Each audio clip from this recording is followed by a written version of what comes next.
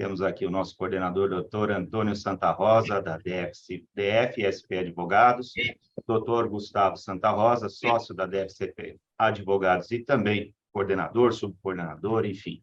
O mestre aqui na sala fazendo o par aqui com o doutor Antônio, né? E agradeço a vocês mais uma vez pela oportunidade de trazer conhecimento para nós, e que pese esse ano, acho que vocês serão muito demandados, então vocês ouvirão a palavra obrigado várias vezes, imagino. E aí comecemos o ano já com temas bombásticos como esse. Não bastasse o que ocorre no executivo em termos de reforma tributária e as nuances em relação a ela, o judiciário gosta também de uma atenção, não gosta de ficar aí em situação pretérita ao executivo e faz aí umas movimentações malucas, né?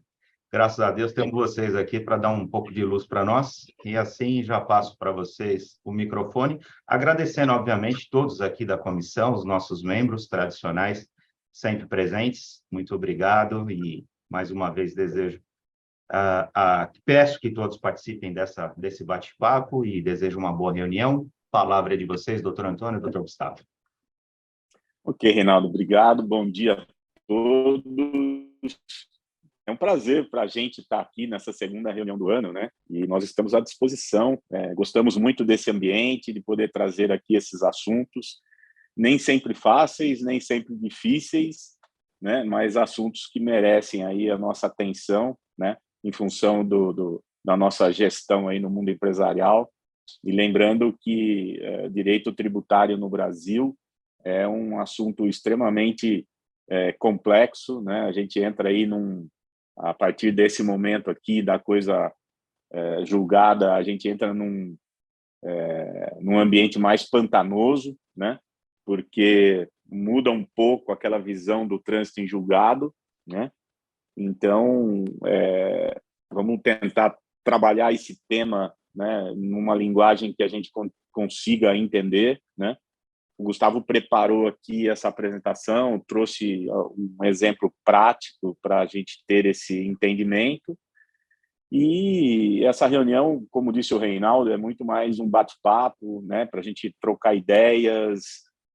Nem sempre a gente vai ter as respostas aqui de bate-pronto, mas nós nos comprometemos a qualquer tema que a gente converse aqui, que não consigamos chegar até o fim, né? A gente volta lá para aquele WhatsApp onde todo mundo está inserido, né? Para poder tentar discutir qualquer assunto que, porventura, essa reunião não seja suficiente. Tá? Eu vou dizer aqui a questão do trânsito em julgado. Né? O trânsito em julgado, o que ele representa? Ele representa o fim de uma demanda judicial, né, quando não se tem mais nenhuma possibilidade de qualquer recurso. Né? Esse é o trânsito em julgado tradicional. Eu acho que todo mundo tem isso na cabeça, né? Já lida com isso já há bastante tempo no dia a dia empresarial. Então, o trânsito em julgado é isso. Os efeitos desse tema que a gente vai tratar aqui hoje, ele acabou mudando um pouco esse conceito do trânsito em julgado, né? Com isso, ele trouxe, no geral, uma insegurança jurídica, né? Porque mesmo você combatendo um tema, tratando de um determinado tema e cessando a questão de recursos, ou seja, gerou o trânsito em julgado, e o contribuinte, né, no caso nós todos aqui, fomos vencedores, mesmo assim a gente tem que acompanhar o andamento desse processo, né, porque se ele for um tema de relevância, ele pode ter uma decisão lá na frente diferente e a gente tenha que recompor a situação tributária em função da decisão posterior. Tá? Então, esse é o panorama geral, e eu queria agora passar a palavra aqui para o Gustavo, né, que é o especialista, o processualista aqui no campo tributário, e aí ele vai passar aqui pelos tópicos que a gente colocou na apresentação, né, como sempre, essa apresentação é só um ponto de referência para a gente e um material de consulta, né? Nós não vamos conseguir ser exaustivos nesse tema, né? Porque ele é bem complexo e, no geral, né, o mundo jurídico ainda está tirando dúvidas sobre esse assunto. Os entendimentos podem ser diferentes do que esse que nós vamos passar aqui, né? Mas só lembrando que esse é o entendimento do escritório e a gente está sendo, nesse primeiro momento, o mais conservador possível nos pontos que nós colocamos aqui, tá bom? Eu vou pedir para vocês que, se tiverem alguma pergunta aí, que ao final da explanação do Gustavo, fiquem à vontade, né, para botar o tema em discussão, tá bom? Gustavo, agora é com você. Então, obrigado, bom dia a todos. Pode passar até aquela primeira tela, por favor? Isso. Então, como o Reinaldo e o Antônio já falaram, né, hoje aqui na Comissão de Direito Tributário, a gente vai abordar um pouco da decisão do STF sobre o tema de quebra automática das decisões transitadas em julgado, né, e os efeitos práticos do dia a dia aí para o mundo empresário como um todo. Então, para fazer um breve resumo aí de como isso aconteceu, né, foram colocados em julgamento 2 recursos extraordinários que têm basicamente o mesmo intuito. Eles não são iguais, mas eles têm o mesmo intuito, que é o 955.227, referente ao tema 885, esse foi relatado pelo ministro Luiz Roberto Barroso, e o autuado no número 949.927, referente ao tema 881, esse que foi relatado pelo ministro Edson Fachin, né? Então, essa decisão do STF, ela foi proferida no dia 8 de fevereiro, então ela é muito recente, e ela versa sobre tributos recolhidos de forma continuada, né? A quebra da coisa julgada com relação aos tributos recolhidos de forma continuada e a perda dos efeitos dessa decisão transitada em julgado de forma automática, sem que nenhuma das partes, né, isso vale tanto para contribuinte quanto para a fazenda pública estadual, federal ou municipal, não precise ter o Instituto da Ação Rescisória, que é um instituto que ele nunca foi muito utilizado no nosso ordenamento, mas ele existe exatamente para isso, né? Então, a tese, em resumo, quando houver a alteração do quadro fático-jurídico da cobrança tributária em sede de repercussão geral ou de controle concentrado, pode ter essa quebra automática da decisão transitada em julgado, né? Ou seja, quando houver uma alteração de entendimento sobre a cobrança de algum tributo em momento futuro, né? Então, daqui 2 anos, o STF vai ter uma decisão, vai ter uma modificação de entendimento sobre a constitucionalidade de alguma lei que prevê a cobrança de algum tributo que antes ela tinha entendido que era inconstitucional, que já é uma bizarrice.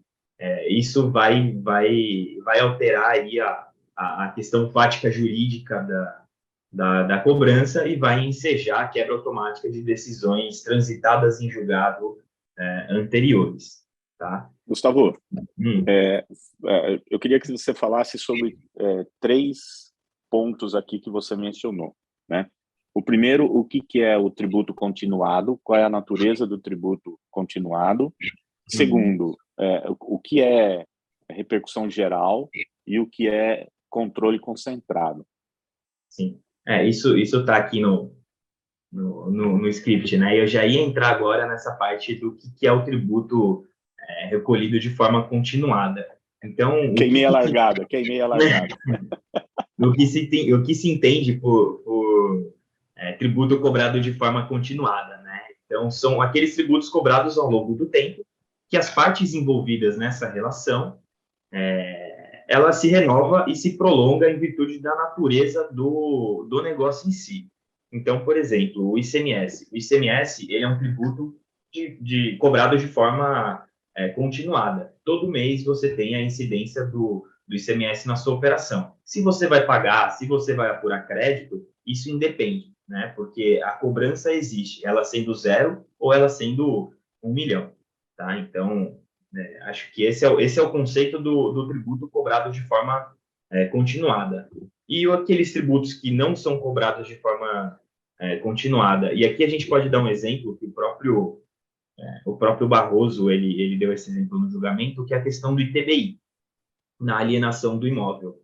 Então, o ITBI na alienação do imóvel, por mais que você tenha 300 imóveis, você resolve vender todos de uma vez. Parece que você está fazendo a continuidade do pagamento do ITBI. Mas não, o ITBI ele tem a incidência única, né? Você não vai pagar 2 vezes o ITBI sobre o mesmo imóvel na venda, a não ser que você venda e compre, e venda e compre esse mesmo imóvel várias vezes. Mas mesmo assim, ele é um tributo de tratamento único, né? Você tem apenas uma incidência por operação. E aqui a gente trazendo o exemplo do ICMS, o ICMS você tem todo mês, tem que pagar por conta da circulação aí de mercadorias, tá?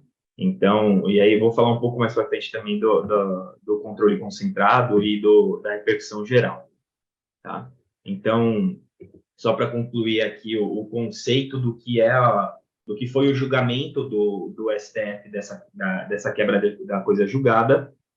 Então, basicamente assim, uma empresa ela tinha uma decisão favorável transitada em julgada que ela não deve pagar tributos sobre determinado tributo, tá? Então, houve uma modificação fático-jurídica desse negócio, dessa cobrança, com a decisão do STF.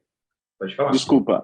Não, acho que a gente está na primeira tela ainda. Não, é só para ter aqui, aí eu já vou para a segunda. Para a próxima, tá bom. Isso.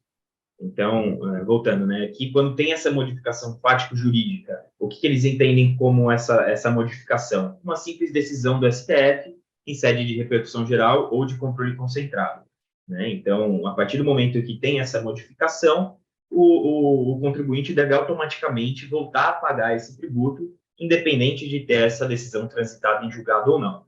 E aqui vai muito na linha do que o Antônio disse sobre a insegurança jurídica, né? Então, independentemente de eu ter essa decisão transitada em julgado, eu tenho que acompanhar como é que está o termômetro do tribunal sobre esse tributo em si, tá? Então, um dos argumentos também que o Barroso trouxe para a tomada dessa decisão, ele como relator, foi que quando você tem uma decisão transitada em julgado de um contribuinte único, né? Não é uma decisão tomada em repercussão geral, em controle concentrado, em controle difuso, enfim, é uma decisão única para uma única pessoa jurídica. O concorrente dele ele vai ter uma desvantagem competitiva, né? Porque nesse meio tempo teve a decisão do STF, uma decisão que determinou que as empresas voltem a pagar esse tipo de tributo. Essa pessoa que está aqui depois dessa linha do tempo, ela vai ter que pagar, né? Então ela fica, no entendimento dele, claro, isso fica desnivelado, né? Ele usa isso como um princípio da isonomia, o que a gente discorda um pouco do conceito de princípio da isonomia, né? Não é tratar todo mundo igual, né? O Antônio fala bastante isso, é você tratar igual os iguais e desiguais os desiguais. Então, por exemplo, trazendo um exemplo concreto aqui, a questão do ICMS da base de cálculo do PIS e da COFINS. Se você entrou com a ação antes do julgamento do STF, você teve um direito de 5 anos para trás. Se você entrou depois, você não teve esse direito. Então, a desigualdade aqui está no momento, né, no aspecto temporal de quando você foi, entre aspas, diligente de questionar judicialmente aí um conceito que estava muito amplo e muito discutido nos tribunais, tá? Então, aqui está essa questão da vantagem competitiva. E, por fim, e aqui a gente vai falar da eficácia dessa decisão, o que traz bastante insegurança para o empresário. E aí não é nem questão de insegurança jurídica, é questão de insegurança para quem está do lado vencedor.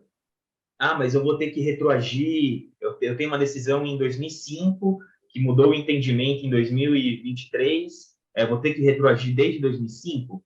Não é bem assim que funciona, né? O Barroso, ele deixou bem claro que essa quebra automática ela tem que respeitar o princípio da irretroatividade, né, da anterioridade anual e da anterioridade nonagesimal. Então, irretroatividade, e aqui eu vou trazer um caso concreto depois para a gente poder ilustrar essa questão da irretroatividade.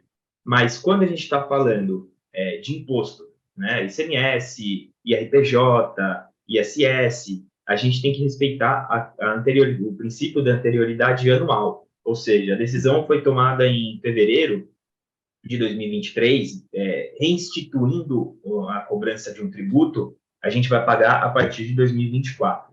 Quando a gente está falando de contribuição, PIS, COFINS, CSL, a anterioridade ela tem a característica nonagesimal, ou seja, daqui 90 dias a gente vai ter que instituir a cobrança aí desse tributo, tá? Ele pode passar para a próxima página, por favor? E aqui a gente entra a gente fez, não é uma linha do tempo, mas ele é um passo a passo de como vai acontecer, de como acontece essa quebra automática da decisão transitada em julgado, né? Então, o primeiro ponto, né, óbvio, a gente tem uma decisão transitada em julgado favorável ao contribuinte, o STF vai receber para julgar algum recurso em sede de repercussão geral ou controle concentrado, né? Ou seja, quando vem uma repercussão geral, quando tem um recurso, uma discussão que ela tem interesse social, interesse geral, ele julga com repercussão geral e essa decisão erga omnes, vale para todo mundo. E quando é controle concentrado? O controle concentrado, ele é uma espécie de ação reservada aos órgãos públicos que eles vão discutir lei em tese. Ou seja, foi criado um decreto para instituir a cobrança de imposto sobre grandes fortunas, né? O IGF, que não existe, mas ele pode ser instituído a qualquer tempo. Se essa lei é criada e um Estado, por exemplo, acha que essa lei ela é inconstitucional, o Estado vai discutir a lei, ele não vai discutir o fato que fez com que as empresas comecem a pagar o determinado tributo. Tá? Então, esse é o conceito de controle concentrado para fins aqui da gente determinar essa linha do tempo. Um exemplo prático disso foi a discussão que foi gerada pelo, acho que o Estado do Rio Grande do Norte, sobre a Lei Candir, né? Então, o Estado do Rio Grande do Norte entrou com uma ação direta, né? E entrou nessa modalidade de controle concentrado para discutir a Lei Candir, né? Aí o STF decidiu, né, que o Estado estava certo, e aí quando todos os estados perceberam que o Rio Grande do Norte deu um tiro no próprio pé, refizeram a lei, né? Mas isso só para contribuir. Isso é um exemplo prático e atual, né? Que está bastante na mídia. E, por fim, ele teve essa decisão, né? O STF proferiu a decisão de quebra automática da coisa julgada. E aí a gente vai dar um exemplo prático agora, pode passar para a próxima página, por favor, para explicar com datas e linha do tempo, e aí sim, linha do tempo, de como é que isso vai funcionar, tá? Então, perdão. Aqui a gente vai falar da questão do terço constitucional de férias e a incidência da contribuição previdenciária sobre a folha de pagamentos. Tá? Então, aqui um exemplo hipotético primeiro, que no dia 1 de fevereiro de 2014, uma empresa entrou com uma ação discutindo a incidência ou não de um terço de férias de contribuição previdenciária sobre um terço de férias, né? Por aquela questão de verba indenizatória, verba salarial, incidência não incidência, enfim. No dia 1 de maio de 2018, e aqui hipotético também, esse contribuinte teve uma decisão final transitada em julgado em que o processo dele diz que ele não deve pagar a contribuição previdenciária sobre um terço de férias, que esse era o normal, inclusive. Né? O STJ já tinha decidido que não incidia. Tá? No dia 31 de agosto, e aqui é a situação fática, 31 de agosto de 2020, teve uma decisão do STF em repercussão geral, e aqui a gente volta para aquela tela anterior da repercussão geral, que é o meio tempo, que declarou a constitucionalidade do pagamento da incidência da contribuição previdenciária sobre o terço constitucional de férias.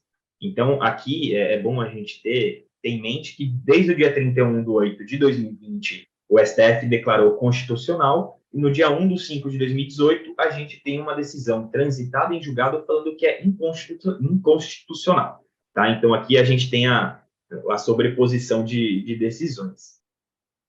Agora, no dia 8, né, como a gente trouxe aqui, o STF teve essa decisão, né, proferiu essa decisão dos temas 881 e 885, sobre a quebra automática das decisões transitadas em julgado. A partir do dia 9/2, tendo em vista que a empresa ela já tinha ciência, e aí a gente depois eu vou falar um pouco do caso concreto julgado pelo ministro Barroso, a partir em vista que essa empresa, nosso exemplo aqui, ela já sabia que desde agosto de 2020 o tributo foi declarado constitucional, ela ou deveria provisionar esse pagamento, ou ela deveria começar a pagar, independente do trânsito em julgado dela ou não. Então, e aí, de novo, que está a aberração jurídica e a insegurança jurídica surreal que o STF trouxe, que assim, eu tenho uma decisão, eu estou apoiado, eu estou deitado numa decisão transitada em julgado favorável que falou que eu não tenho que pagar. Depois de 3 anos, o STF falou que tem que pagar, que é constitucional, mas ele não julgou para mim. Né? Ele julgou como um todo e declarou a constitucionalidade desse pagamento.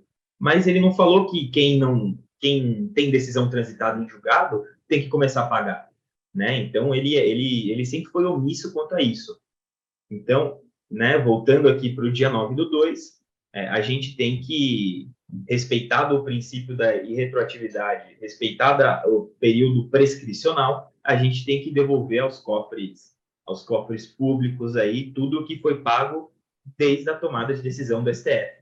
Então, desde o dia 31/8, a gente tem que devolver, né, tem que pagar para o Estado esse valor de contribuição previdenciária sobre as verbas sobre o terço constitucional de férias. Tá? Então, esse é o caso concreto, e aqui talvez isso gere alguma dúvida ou bastante dúvida em todo mundo, mas esse é o contexto geral e o exemplo prático de como vai acontecer essa quebra automática. E aí, só falando um pouquinho do caso concreto, né, do que foi julgado pelo ministro Barroso, em 1988 foi criada a lei da CSL, né, da Contribuição Social sobre o Lucro Líquido. Uma empresa, ela entrou com uma ação, e em 1992 ela teve o trânsito em julgado falando que ela não tinha que pagar CSL. Né? Só que em 2007 o STF veio e reputou constitucional a cobrança da CSL. Então, aqui a linha do tempo, né, traçando de novo, instituição da lei 88, trânsito em julgado 92, 2007, o STF julgou constitucional a incidência desse tributo de forma continuada, enfim. Agora, com a quebra da decisão automática, o que o Barroso mandou fazer? Mandou essa empresa retroagir 5 anos, que é o período prescricional, né? Ou seja, desde 2018, ela vai ter que recompor o valor da CSL que ela não pagava desde 1992. Né? Então, veja que nessa hipótese tem o pagamento do tributo, e em qualquer hipótese que acontecer daqui para frente, em sede de repercussão geral e controle concentrado, não vai ocorrer a restituição do tributo pago, porque já foi definido, e agora todo empresário que for diligente quanto a isso vai entender que, mesmo que ele tenha uma decisão transitada em julgado, o STF pode vir e cortar esse benefício, entre aspas. Tá? Eu acho que é basicamente essa complexidade de quebra de coisa julgada, né? Como a gente estava falando, não é um assunto que a gente vai ser exaustivo e levantar todas as hipóteses, todos os fatos, tudo que já aconteceu, todos os julgamentos passados, mas a gente quer passar aqui, principalmente, um um panorama geral de como isso vai se suceder daqui para frente. Tá? Então, acho que é isso. Obrigado a todos.